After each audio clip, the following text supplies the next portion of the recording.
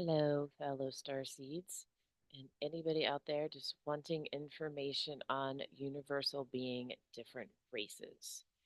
I do not call them aliens. They don't like to be called that, so I do not call them that. We call them universal beings.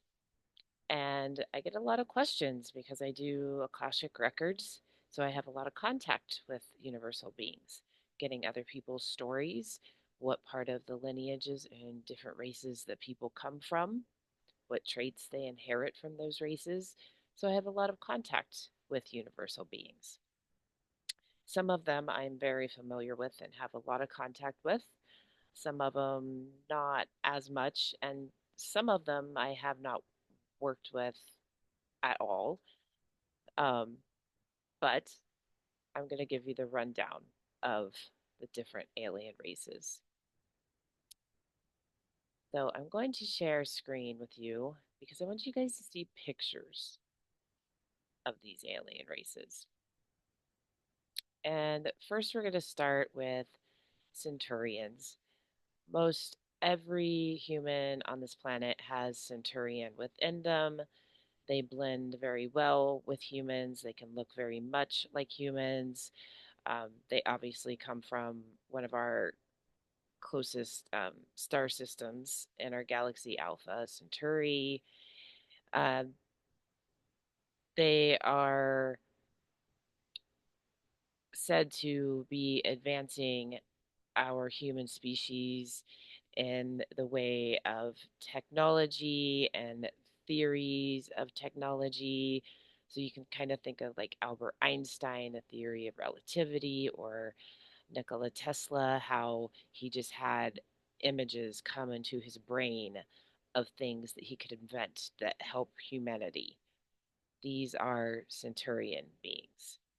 So they look very much like people. This picture is a little bit off because it's showing them from their place where they come from, the star system they come from, but they blend very well in with humanity. So honestly, if you crossed one, you wouldn't even know the difference because humans have a lot of centurion in them already. And then we come to the Palladians. They are the ones that look most like Nordic, like you come from Norway, Sweden, those kinds of places. Um, they have a lot of history on this earth, a lot of Palladians roaming around on this earth. Um, and we have intermingled bloodlines with them. So they're the first ones that developed very technical spacecraft and what we now refer to UFOs if we would see one. But their crafts are, as well as all the other alien hum- universal being races, um, their bio, they supply their food. It's an ecosystem and a biosystem and a tech system all within one form of spacecraft. So they're part of the Galactic Council. Um, they're also part of the Andromedan Council. I originate from Andromeda Galaxy, so I have a long lineage there. So they also took in some of the Lyrans that I will get to when some of the wars happened in the universe. There is bad and good in everything, and there is bad races of universal beings as well. Then we have the sentients. So this is kind of where the term sentient being comes from. Um, they're often described as having very pointed ears, like what we would describe as an elf looking type of person now, and elves from the Middle Ages with the very pointed ears. Um, they resemble humans very much as well. Obviously, each one of these races have their own look to them, just as it different human races have different looks to them. They all look different and unique within themselves. So They kind of look a little bit like Palladians, but obviously have different features. Um, so they're very opposed to some of the gray and reptilian agendas, which I'll get into that. Um, so there is a thing called the unholy six within the universe, and these are obviously beings that want to do harm to all other beings and humans as well, and to different worlds and destroyers of worlds and different things like that. So it just depends on, they're very benevolent, they're very kind, they're very peaceful. So are the other two races that I just talked about. And then we get into some hybrids. And this is where you get a lot of those stories of the US government working with aliens to abduct certain amounts of people and hybridize them, or people being abducted, having very terrifying experiences, or women being pregnant. The doctor knows she's pregnant, everybody knows she's pregnant, and then all of a sudden the baby's gone. So these are just some pictures that I came up with because there are different kinds of universal beings that do this hybridization. And one of them is reptilian, other ones are grays. And there are two different types of reptilians that we will get into and discuss, and how you can, how the interactions go with these. So they don't want to have their species look like a human and intermingle in with the human race around the world. What they want is to perpetuate their own species, their own race, is what they're trying to do. So that's where you get all of those stories. Like Dwight Eisenhower met with them and made a contract with them. And, you guys can look all of that up and watch Dr. Stephen Greer talk about those kinds of things on the Gaia Network, and get more information on that if you want to. And then we get into synthetics. Synthetics are a lot more technology than they are bio. When you get around one, you would, if you're an empath like me especially, you would feel like that thing just had no soul, no energy, just like a, a form of something that had no feeling. So I have not encountered one of these specifically, thank God. But universal beings can make life a lot of different ways. We here on Earth obviously have to have sex in order to make life. They make life in a lot of different ways, and they make it for a lot of different reasons. So it's the reptilians kind of control these things, um, and give it different intelligence, different knowledge for whatever purpose they're using them for at the time. And this is just the best image I could come up with, because they do look human, but if you were around them, you would be very put off by this. Like it would be like having a dead body that was animated, like a zombie, but not looking so gross. So yeah. Octurians are well documented throughout a lot of ancient peoples on Earth. Especially, you see them depicted a lot in ancient Hindi, within India. They're the blue people. So they are depicted a lot there. They are very benevolent. They want us to have knowledge. They want us to grow and understand the universe and the earth and how we can help it. Arcturians, people that come from Arcturian lineage, are just masterfully intelligent. They're also very much foodies, I have found when I've done people's Akashic records. Um, Very kind, very empathetic, and yeah, very highly intelligent people that come from this race of universal beings. So, as I said, you can go and look up things in the ancient Hindi world, look up the blue people, look up the mandalas that are on their temples. They very much work with frequencies and portals, just like all of the universal beings do. They all have knowledge of frequencies and portals and opening them. But there are a lot of people that I do Akashic records readings for that have a lot of Octarian in them. I have some, but not as much as some of the other people. Because when the more Octarian they have, Octarian just kind of stands out to me very quickly when I do Akashic Records readings. This being of universal being, the Harians, I have not had personal contact with, and I have not actually done an Akashic record reading where I've seen this in anybody's reading. Um, so they're said to come from the Gobi Desert, and they traveled down under and they live in caves and in the underground. So that's why their eyes look small. That's why their bodies have adjusted to that kind of environment.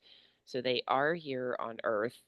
Um, so ancient Hindi also talks about them as well. And they are known to be a different name in ancient Hindi. And I don't want to get it wrong and I don't want to forget it. Um, but the ancient Hindis say that they come from the serpentine realm, which is underground as well. Um, so they're called nagas, or serpents in ancient Hindi. So they just kind of stay in their own little world, as far as I know. Um, like I said, I have not had much personal contact with this actual race of universal beings. So reptilians. Now, you'll see that I kind of double use some images that I used before, and there's a reason for this. There are different kinds of reptilians, and some people are under the notion that all reptilians are on the negative side, and that is not true. When I have had interactions with some reptilians, they are very peaceful, they are very comforting. Um, They are very protective. So, yes, they have a warrior type of mentality, but it is not bad. And then you get to the other side of reptilians that cause a lot of wars within the universe. They're called draconians. And this bottom image kind of represents a little bit better what I have seen personally. I have had a draconian come clear through all of the dimensions and come into my physical space and attack me. And since I'm an empath, it knew how to take me down very well.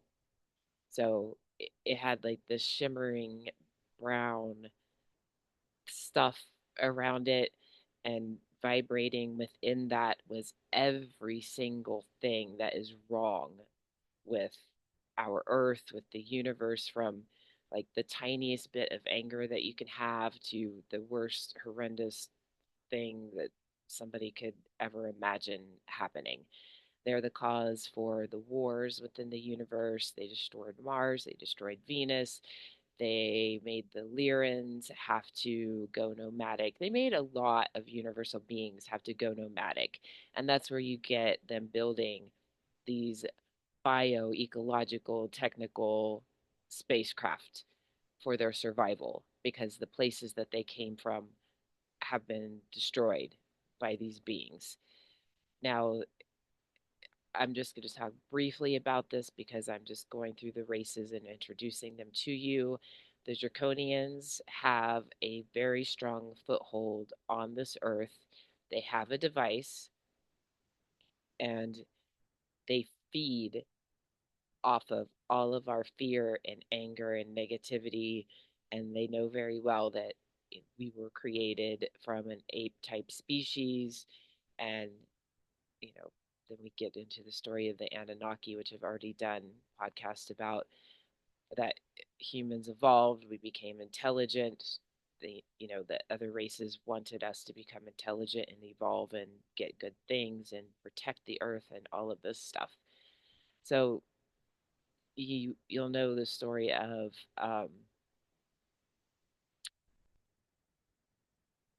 Excalibur, the sword, and the story of Merlin. So that sword is actually supposed to be like through the center of the earth. Earth is very much tilted in a very off kilter way. So their device, and it's been told to me doing work through the Akashic records, that they have taken their power and what they were supposed to do here way too far. And they want this planet completely destroyed by nuclear war, just like the other ones that they have destroyed. So they don't want humans to survive. They don't have good intentions for us. So this is a species that you definitely don't want to meddle with.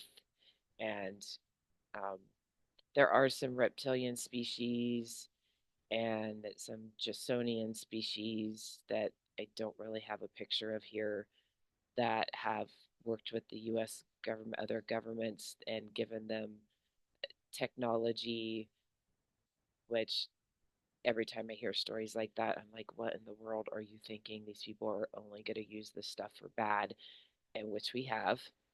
So there are very good reptilians, and I've had very good interactions with them, and they are warriors, but they're very peaceful, very benevolent, and then there are some that are not. So you just have to use your own discretion with that one.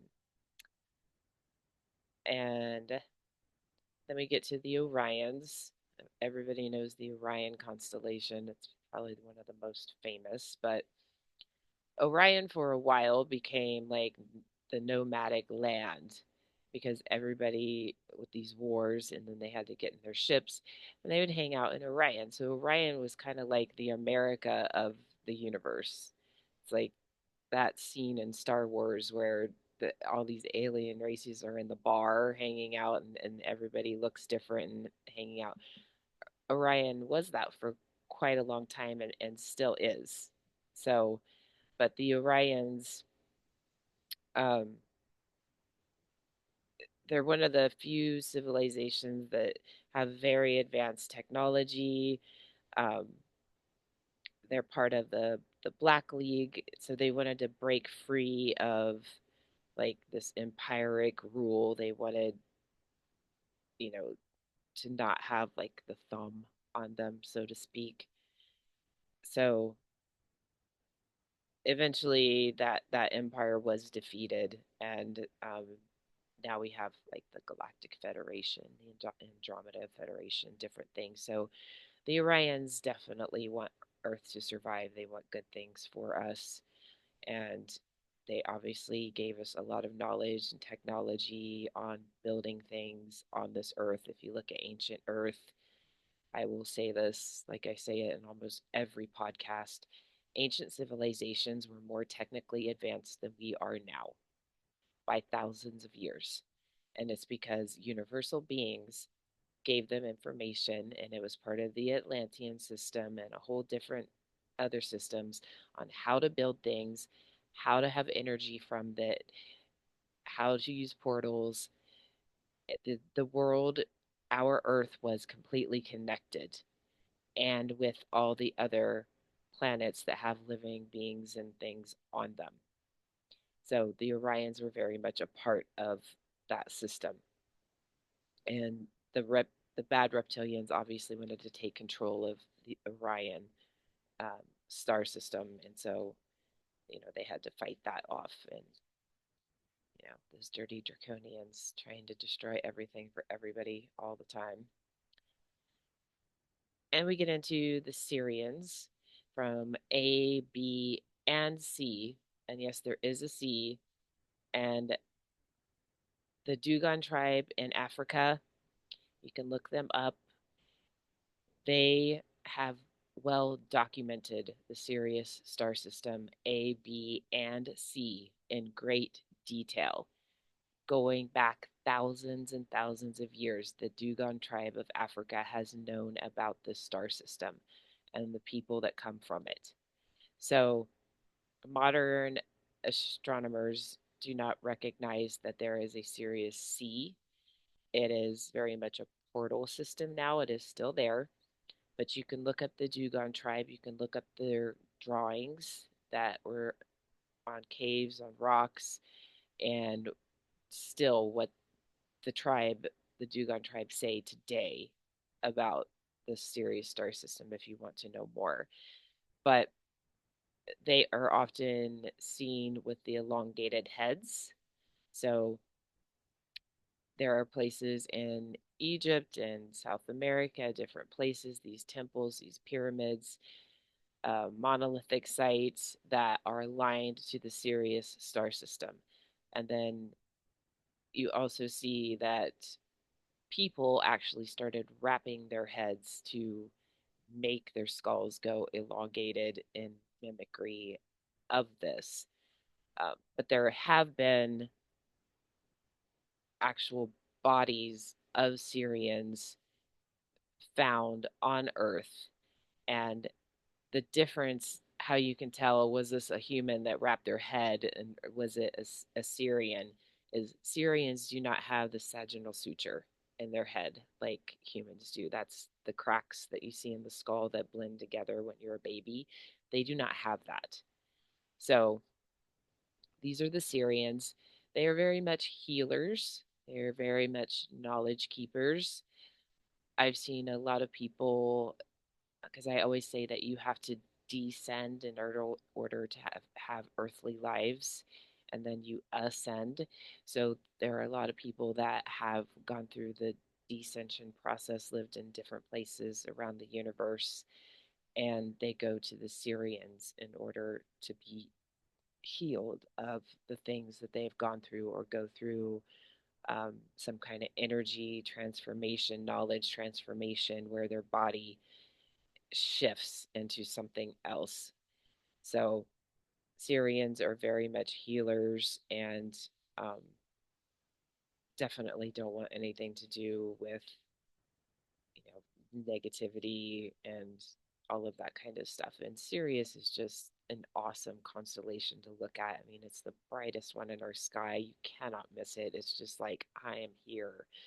So Syrians, those are Syrians. They're amazing, actually. Any contact I've ever had with Syrians, it's very comforting. It's amazing. And then we get into dwarves or ebens. So yes, dwarves are talked about in like old mythology or Scotland or you know whatever you hear about. People talk about the dwarves that live under bridges and things like that. So they are very, very small, and compared to humans, they are very, very small. And they are said to be the ones that actually crashed in Roswell, and they are the creatures that were captured by our US Army and then therefore taken.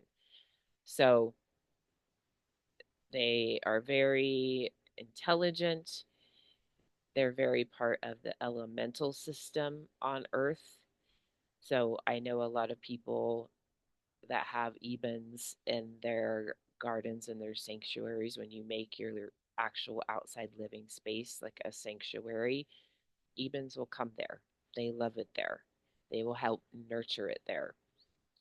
The one picture kind of looks creepy of the one smiling. Maybe I shouldn't have chosen that picture because he's like, but they're any interaction I've had with Ebens or dwarves, because I work very well with elementals, has been very peaceful, but it's also very much of that old saying in Ireland, you don't build your house in the path of the fairies. There are certain lands that you do not build on, you do not mess with. And they are part of taking care of that and making sure that people don't build there. And then you have the Venusians. They came from Venus, and obviously a very feminine, very sacred feminine type place. Venus was also destroyed by war. I have Venusian in me, so I am always like pro female. I can, and I'm also a Libra in this life. Other past lives on Earth, I'm not sure what zodiac sign I was, but in this life, I'm Libra, so I have even feel that even more of a connection to them. So anytime I interact with them, it is very much female power, and that females should be respected and almost worshipped in a way. I mean, not like we're bowing down to you, but we know your power. We respect your power. We're going to let you have that power. And, you know, Earth needs to catch up to this reality, definitely. And then we get into the Andromedans, which I am very much a part of Andromeda Galaxy. That's where I started my universal journey. And I will often listen to sounds from Andromeda Galaxy, and I just go astro projecting across the universe to Andromeda Galaxy. I'm actually the link between Andromeda Galaxy and the Milky Way. So they are very powerful beings, very hold a lot of knowledge, a lot of energy. They are very much a part of setting up this world and the part of the Atlantean system that was set up in this world, like connecting everything within the galaxies together. And what every time I go out of my body and go astral projecting out to Andromeda, it's like I know every being I come in contact with, and I've known them for gazillions and gazillions of years. So obviously Andromedans are my favorite to interact with because that is like the biggest part of my lineage through the universe. So very, very helpful beings and definitely part of the federations that are trying to get all the wars and all the chaos and all the crap to stop on Earth. And like just so everybody knows, the Galactic Federation is not going to let humans leave this planet and try to inhabit some other kind of planet when we cannot even keep alive the planet that we are on. We are continuously destroying it and we are not stopping. So they're not going to let that happen. And then you get into the ant or mantis people. If you get into the Hopi legends, they say they come from the ant people. A lot of people get the two confused. Um, mantis people I have interacted with and with the ant people. They are highly intelligent, highly loving, um, like can be a little off-putting looking to a human because they look like an insect, but so much love comes off of these beings and so much intelligence and so much respect for the earth and healing the earth. So that's why you'll hear the Hopi tribe often talk about they come from the ant people. And the ant people also come from they're linked to Anunnaki. So if you get into the Hopi legends, and they call the ant people On or Anu, he is part of the Anunnaki, and underground is Naki. So there's a whole link with those as well. But mantis people are here to give humans intelligence, the same thing of like giving them visions and helping them move forward in a positive light to help humanity. And let's move this down. And then lastly, we get into the Lyra, and I also put Vega there too because some of the Lyra actually went and inhabited the Lyra star system as well. I have a lot of Lyra Vega in me. You'll see them often depicted in ancient sites, lion people, bird people like Horus in Egypt, the Sphinx, also in South America, India, ancient pyramid sites everywhere, Göbekli Tepe. They were part of the connected Atlantean system as well. They come from a very utopian type of society. And because I have so much of this in my universal DNA, I actually had to make myself accept the form of money and this monetary system that we have to live in here on Earth because it feels very not natural to me because I have so much of this and so much of Andromeda galaxy in me where it's very utopian. So a lot of these universal beings live in a very utopian type situation. The Syrians, the Orions, it's very utopian until somebody comes and tries to jack up their shit and fuck up their world. Um, so that is just a brief rundown. Not too long, but I wanted you guys to at least see images of them. And this is who I come in contact with when I do Akashic Records readings and ask for the masters of the Akashic Records to open up the records of someone's life. So some are here to do bad, most are here to do good.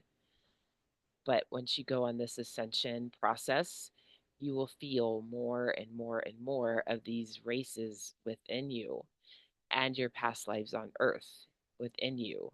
It's innate in you. You know it's there. You feel it's there. You've known it's there your entire life. You just can't put your finger on it. So these are the universal being races, and interact with them. Once you get your Akashic records, interact with them. They want to talk to you. They want you to have that knowledge. They want you to get that intelligence. They want you to help humanity. They want to tell you what your actual mission is on this earth so that you can help humanity. So get your Akashic records read. And then I have a 5-step system to help people actually figure out your entire purpose on this earth and all the lives that you've had to live.